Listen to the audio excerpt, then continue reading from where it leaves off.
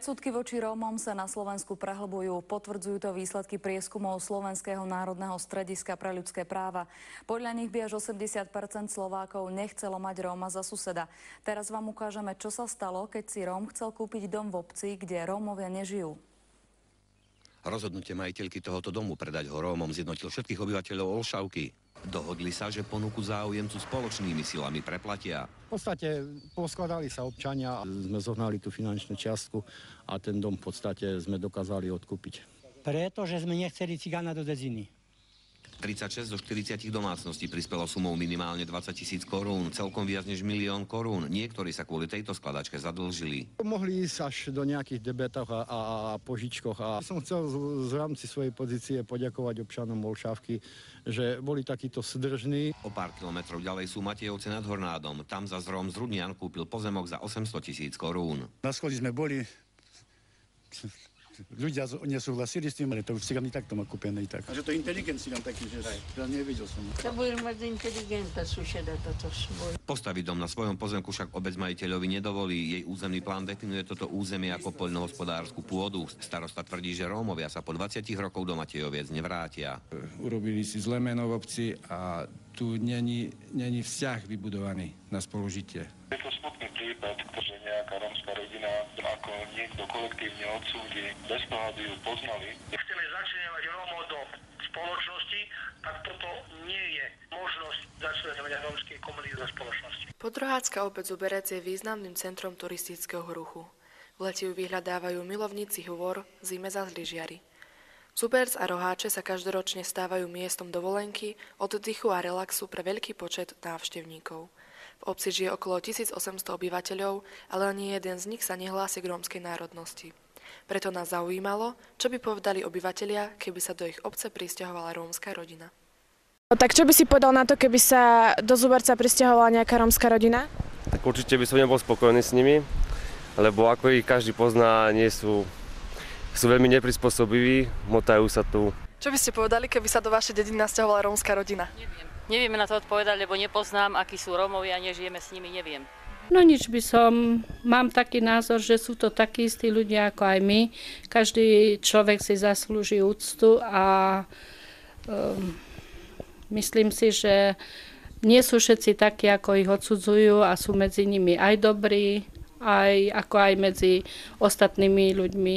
Sú aj dobrí, aj zlí a treba ich len podporovať, aby to viedlo k dobrému a neodsudzovať ich hlavne. Čo by ste povedali na to, keby sa do Zuberca nasťahovala nejaká rómska rodina? No nechcem žiadnu rómsku rodinu v Zuberci. Povedali, keby sa do Zuberca nasťahovala rómska rodina? Záleží od toho, aká tá rómska rodina je, lebo nie všetci Rómi sú rovnakí. Mám skúsenosti, pracujem v zdravotníctve a sú veľmi kultivovaní a starostliví Rómovia. Čiže ak by boli takíto, tak vôbec žiadny problém by to nebol. Už horšie by to bolo, keby sa správali nie moc adekvátne, tak to by som asi moc neprivítala. Čo by ste povedali, keby sa do vašej dediny nasťahovala rómska rodina? No, prijala by som ich podľa toho, akí boli, ak by sa správali normálne, tak by som ich prijala. Čo by ste povedali, keby sa do Zuberca nasťahovala rómska rodina? No, je to zvláštne, hej, takáto otázka, že čo by sme robili, pokiaľ je to ako každá iná rodina zodpovedná postiva, tak nie je problém, ale pokiaľ väčšinou máme tie poznatky, skôr sprostredkovanie, nie osobné skúsenosti, pokiaľ by to bola ako problémová rodina, tak ako každá problémová rodina nie je vítaná. Takto odpovedali obyvatelia obce, v ktorej nikdy nežila ani nežije žiadna rómska rodina.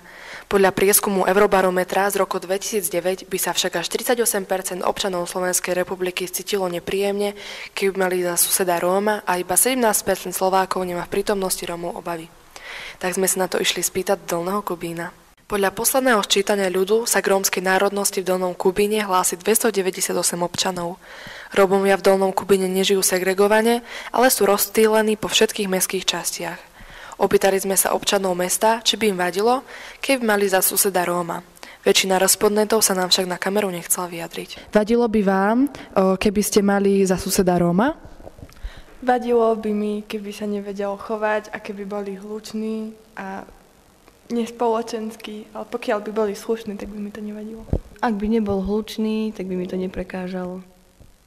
No my vo svojej blízkosti nemáme, blízko našej bytovky nemáme rómske rodiny, ale tak čo pozorujem na Brezovci, tak až tak to možno, že ani nevadí tým susedom, pokiaľ ich aj majú, keď sa slušne správajú a nerobia nejaké zlé veci, hlavne tí mladí, tak si myslím, že to nie je až také hrozné. No a čo k tomu vám poviem? No nepáči sa mi to, že máme susedov Rómov.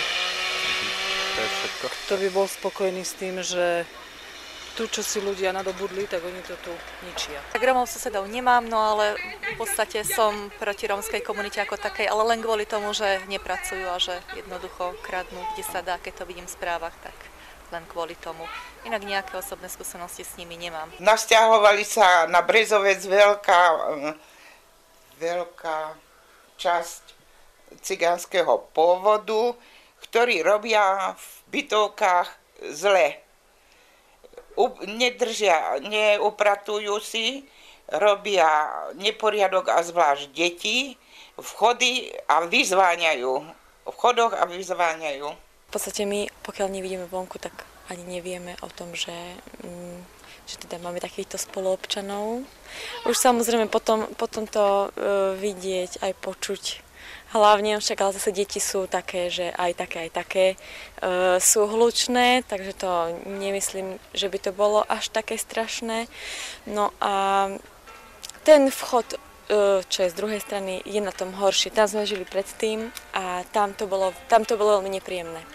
Pretože boli pod nami, boli vedľa nás, boli z druhej strany tiež, takže tam som nebola spokojná s tým, lebo nevadí mi nič tak, ako oni sú tým, že sú takí temperamentní, sú hluční strašne a tam si neviem predstaviť, že by sme trebárs boli už aj keď máme dceru.